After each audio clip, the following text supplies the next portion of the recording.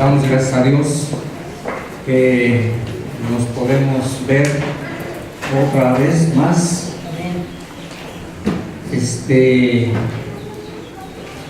También damos gracias a Dios porque nos permite ver los milagros que Dios sigue haciendo en nosotros, como es en este caso la vida de nuestra hermana Marta Trujillo. Y yo creo que cada uno de nosotros somos un milagro al estar aquí. De los accidentes que se han mencionado, el que me puso a pensar mucho fue la caída de ese árbol tremendo sobre un auto. Entiendo que toda una familia quedó ahí. Entonces, por eso damos gracias a Dios que estamos aquí. Bueno, para la honra y la gloria de Dios vamos a estudiar su palabra y vamos a continuar con los puntos de fe en los cuales cree la Iglesia de Dios Séptimo Día. Y a manera de introducción, en el folleto titulado Fundamento Doctrinal de la Iglesia de Dios Séptimo Día, cuyo contenido son 28 puntos de fe, en un extracto de su prólogo dice lo siguiente: la Iglesia de Dios Séptimo Día, como una organización cristiana, ha tenido características que la identifican como denominación particular y la distinguen de las demás organizaciones cristianas. Hay elementos esenciales que prevalecen a lo largo de las generaciones y que constituyen el núcleo fundamental de la institución. El credo es una directriz en la misión de la Iglesia y nuestra teología define nuestra pastoral. Nuestra comprensión que tengamos sobre el hombre, sobre el Señor Jesucristo, sobre el Espíritu Santo, nuestra comprensión que tengamos sobre la palabra de Dios y la misión de la Iglesia marcarán el rumbo de las prácticas. Cada generación tiene un encuentro personal con el eterno Dios. No se puede vivir de la fe de otros. Hoy nos hallamos ante el futuro que Dios ha dispuesto para nosotros como una familia de creyentes que eligen ser obedientes hasta las últimas consecuencias. El credo expresado en este fundamento doctrinal nos da una identidad colectiva.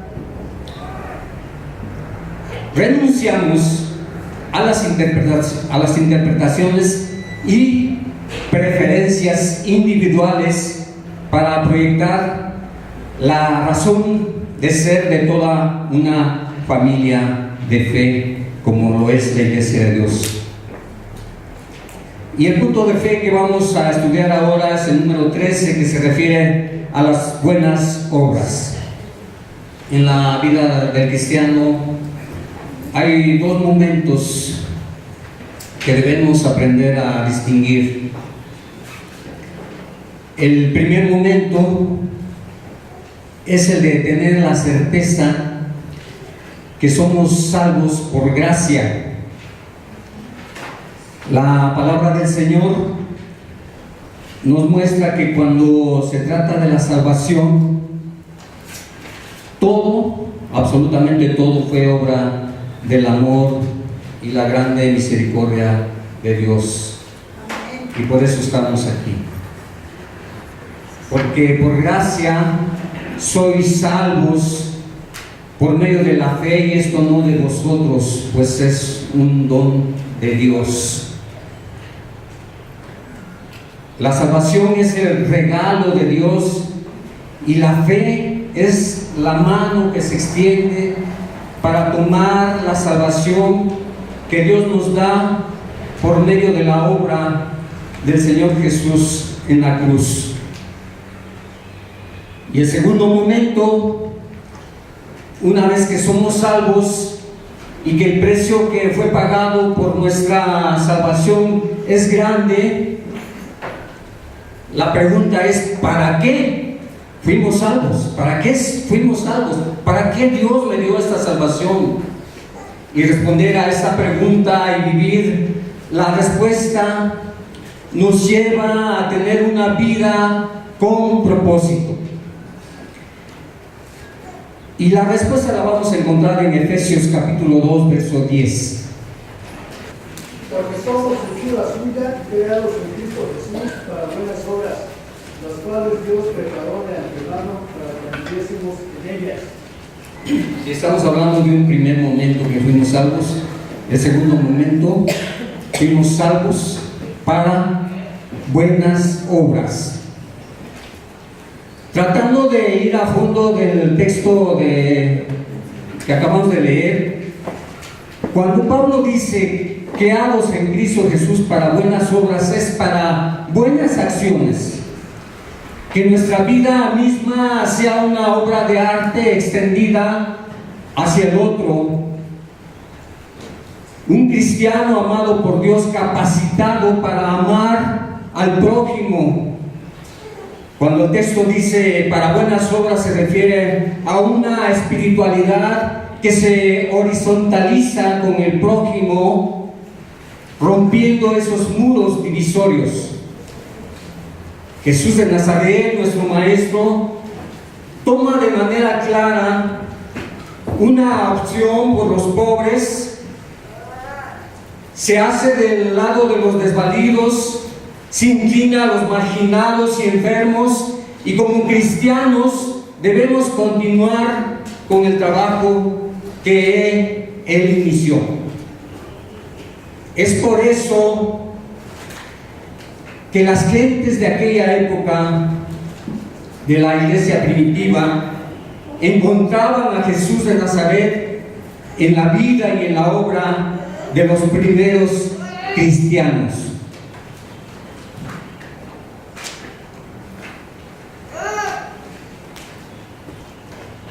La gente dice que reconocían que habían estado con Jesús precisamente por sus buenas obras, por sus acciones.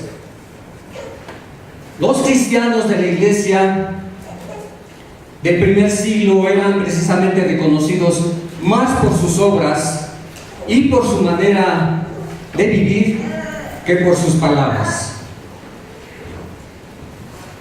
Creados en Cristo Jesús para buenas obras quiere decir que hemos sido salvados de una vida injusta para que actuemos con justicia, entendido como un esfuerzo que exige Dios a nosotros y que esto le va a agradar. Las buenas obras tienen un gran valor delante de Dios, pero no como una aportación de nuestros méritos para salvación, sino como una expresión práctica del cristiano.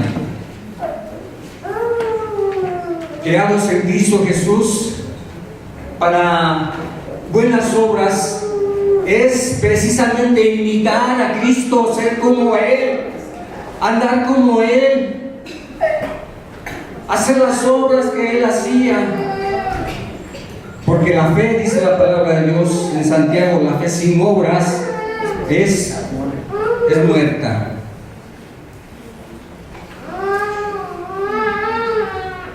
No existe una manera de mostrar que realmente creemos en Cristo, que realmente somos cristianos, sino siendo diligentes en las buenas obras, porque no hemos venido a la tierra a vacacionar. El video que acabamos de ver precisamente se titula ¿Qué pasaría si todos hiciéramos buenas obras? ¿Qué pasaría? Pues yo pienso que sería un mundo feliz, como dice Aldous Huxley. Sería otro mundo en el que viviríamos, porque Todos están atentos de todos en su diferente necesidad. Serían paraíso. Habría menos guerras. Habría menos guerras. Por otro lado, debemos tener presente que la salvación que Dios nos da no produce un cambio mágico. El creyente sigue siendo vulnerable al poder del pecado y por lo tanto estamos expuestos a la influencia de este mundo. El creyente, el cristiano, confronta una batalla diaria, una batalla espiritual en su vida diaria. El enemigo de Dios usa todos los recursos para derrotar al cristiano. Y una recomendación que Dios nos da a través de su palabra está en Colosenses capítulo 3, verso 5.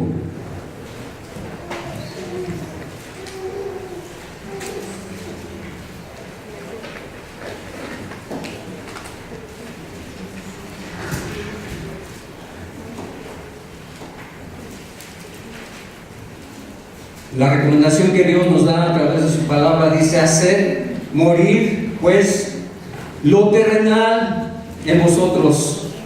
Lo terrenal es la fornicación, la impureza, las pasiones desordenadas, malos deseos y avaricia, que es idolatría. Pablo aquí nos está diciendo cuál debe ser la actitud del creyente, del cristiano hacia todo lo que es terrenal. Hacer morir es un verbo que, si ustedes se dan cuenta, está en tiempo imperativo, o en otras palabras, considerar como muerto lo terrenal.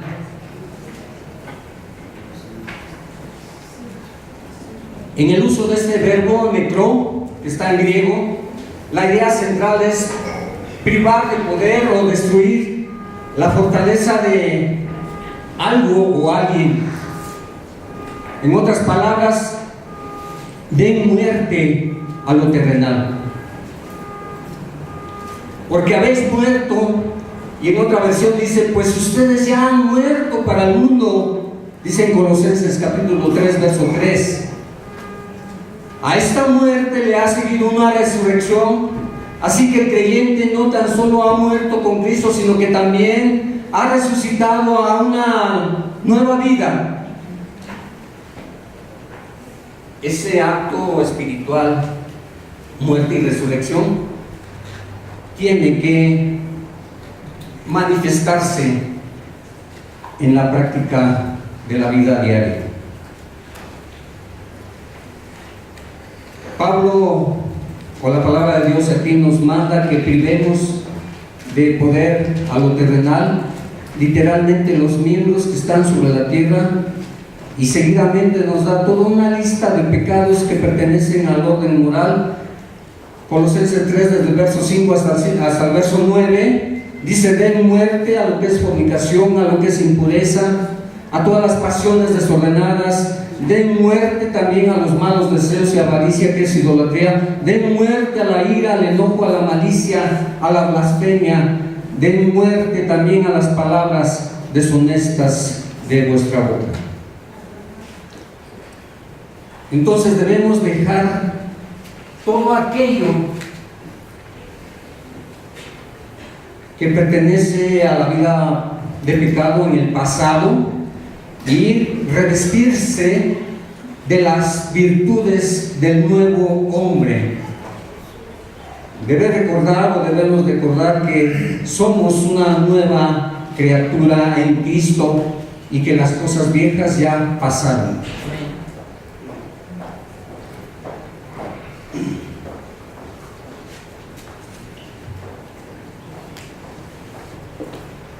Todo aquel que ha puesto su fe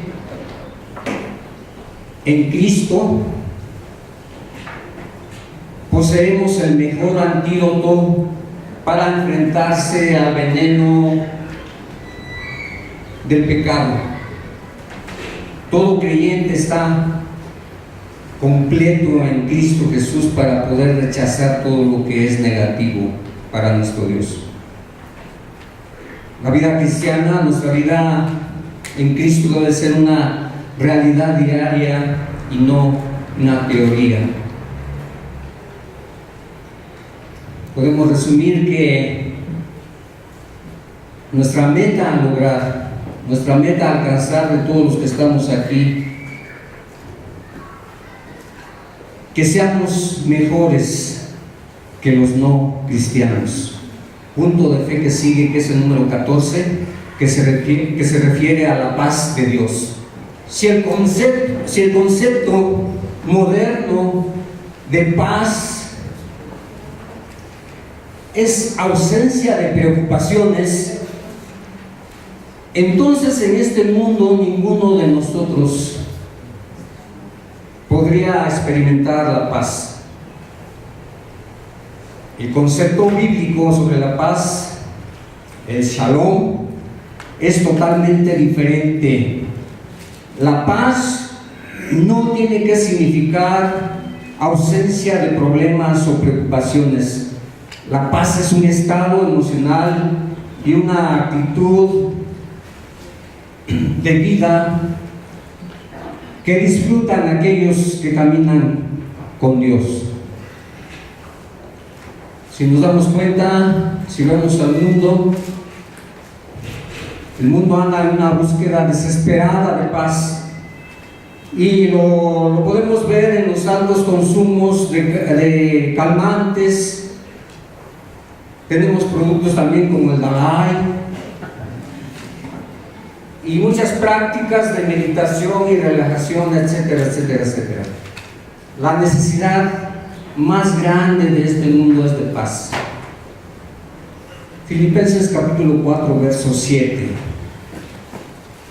Y la paz de Dios, que sobrepasa todo entendimiento, guardará vuestros corazones y vuestros pensamientos en Cristo Jesús. Los cristianos debemos demostrar la paz que sobrepasa todo entendimiento ante un mundo que rápidamente se desintegra en el caos, podemos decir. Esa paz no es aquella que cesa ante las hostilidades o aquella que se produce en ausencia de violencia, sino una actitud calmada que en medio de la tormenta sobresale. Algunos lo atribuyen a la valentía, pero realmente es de origen divino, que fluye por la gracia de Dios y no por voluntad humana. Al leer la historia de la iglesia del primer siglo, encontramos que muchos, si no es que la mayoría de ellos, demostraron actitudes y acciones que dejaron totalmente confundidos a sus torturadores, que les conducían a la muerte. Ustedes recordarán el circo romano. Ellos, en lugar de mostrar terror y súplica por su misericordia, o en lugar de pedir misericordia, repito, en lugar de mostrar terror y súplica por y misericordia a sus verdugos, estas personas, estos cristianos, oraban por sus ejecutores, y ellos recibían la muerte con dignidad. Muchos recibían la muerte con adoración a Dios en sus labios. Imagínense ustedes, cantando y orando, recibían la muerte, porque la gracia de Dios les proveyó la suficiente valentía a cada uno de ellos. El texto dice simplemente que la paz de Dios sobrepasa todo entendimiento, toda lógica, La paz de Dios sobrepasa todo razonamiento, toda explicación. Colosenses capítulo 3, verso 15.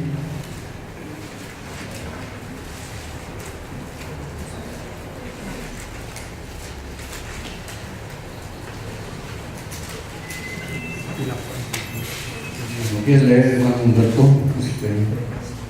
Si lo tienes.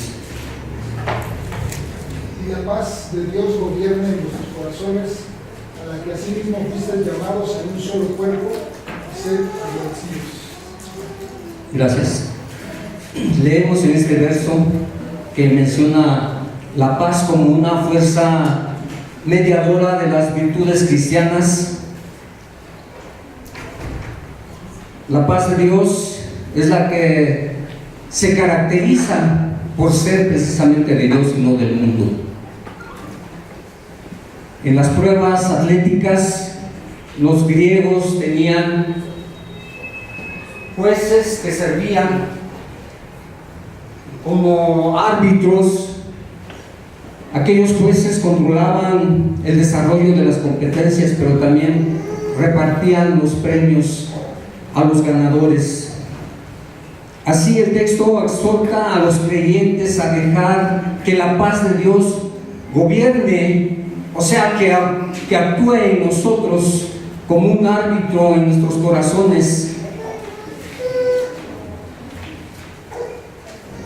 Juan capítulo 14, verso 27.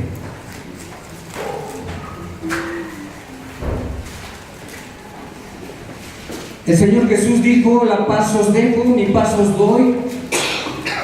No os la doy como el mundo la da. La paz de Cristo es esa paz interior deseada por muchos. Es esa calma en medio de la tormenta. Es también la serenidad cuando todo a tu alrededor parece que se viene abajo. Es lo que quiso enseñarnos el Señor Jesús. Nos quiso enseñar, dar una lección en el mar de Galilea. Era noche, en medio del mar. Imagínense ustedes, no hay luz.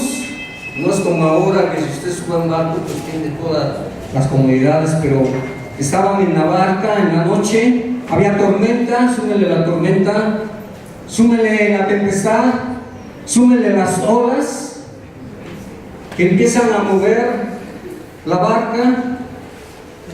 Todo parecía perdido, pero Jesús dormía plácidamente. ¿Por qué? Porque tenía paz. Por eso dice: mi paz os doy. La paz es una tarea que Dios encarga a sus hijos. Los creyentes son llamados a ser constructores de paz. Y hay otro texto que dice: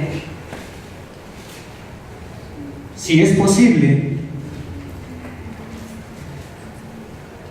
en cuanto dependa de vosotros, estad en paz con todos los hombres. En cuanto dependa de vosotros, hay que estar en paz con todos, porque hay personas con las cuales es prácticamente imposible vivir en paz con ellas. Me estoy acordando de un jefe en el trabajo allá por el 81.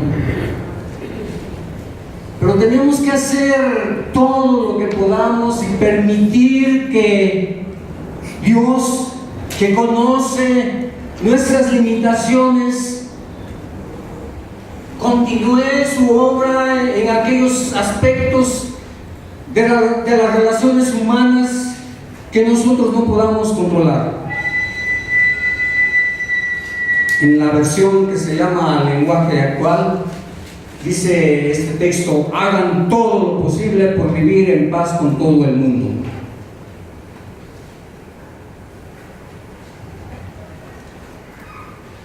Sé tan paciente con los demás como Dios ha sido contigo. Sé tan paciente con tu pareja como Dios lo ha sido contigo. Y en Romanos capítulo 12, verso 19, alguien que lo lea, por favor.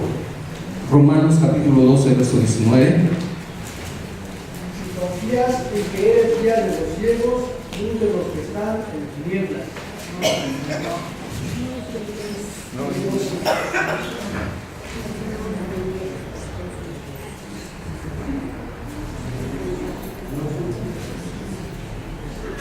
¿Cómo dice?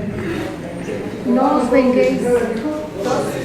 Dice, no os venguéis vosotros mismos, amados míos, sino dejad lugar a la ira de Dios, porque escrito está, mía es la venganza, yo pagaré, dice el Señor. No os venguéis vosotros mismos. Dios dice, mía es la venganza, yo pagaré. Porque lo común es que el que me la hace, me la paga. Pero la razón es simple. Podemos confiar que Dios actuará de manera correcta. Si una persona merece un castigo, Dios se ocupará de ello, sea ahora o en el día del juicio. Dejar el asunto en manos de Dios, dejar el asunto en manos de Dios soluciona un montón de problemas. Dejar la venganza en manos de Dios nos hace tener a nosotros como cristianos mucha paz, porque Dios es juez perfecto, no como los de ahora. Ustedes saben a quiénes nos referimos. Dios es un juez perfecto y no se equivoca. Dios puede asegurarse de que haya justicia sin ponernos a nosotros en peligro físico o legal al buscar yo mi venganza. No os vengáis vosotros mismos. En lo personal, hermanos, en más de 2 ocasiones he dejado las cosas en manos de Dios. Recuerdo, por ejemplo, en el año de 1967, en diciembre, iba yo a la vocacional que estaba allá por la 20 de noviembre, la vocacional 1, y me asaltaron y me dieron una puñalada en la pierna izquierda, que hasta la fecha todavía camino como si me hiciera falta alineación de balanceo. Pero estuve en el hospital desde el mes de diciembre, entró el 68 y estaba yo en mi camita todo deprimido. Llegaron los amigos y me dicen, oye, ¿qué crees? Que nosotros conocemos a las personas que asaltaron. ¿Quieres que hagamos algo por ellos? Le dije, no. Estaba yo más deprimido que otra cosa. Entonces, pasó el tiempo y como a los 3 meses llegan otra vez. Dicen, ¿qué crees? Ya se murió uno de ellos. Ya lo mataron, dicen. Y debo decirles que terminó el año 68 y antes de terminar el año 68 esos mismos amigos me dijeron, ya mataron al otro. Entonces es bien sabio nuestro Dios cuando dice, no os venguéis. No tomen venganza. me haz la venganza, yo pagaré, dice nuestro Dios. Porque es un Dios de justicia, es un Dios que no se equivoca, es un juez perfecto. Porque si nos vengamos, nosotros ponemos en peligro nuestra vida, o tenemos que terminar en los juzgados peleando algo que a lo mejor perdemos. Gracias por el favor de su atención y que la paz de Dios sea con todos ustedes ahora y siempre. Amén.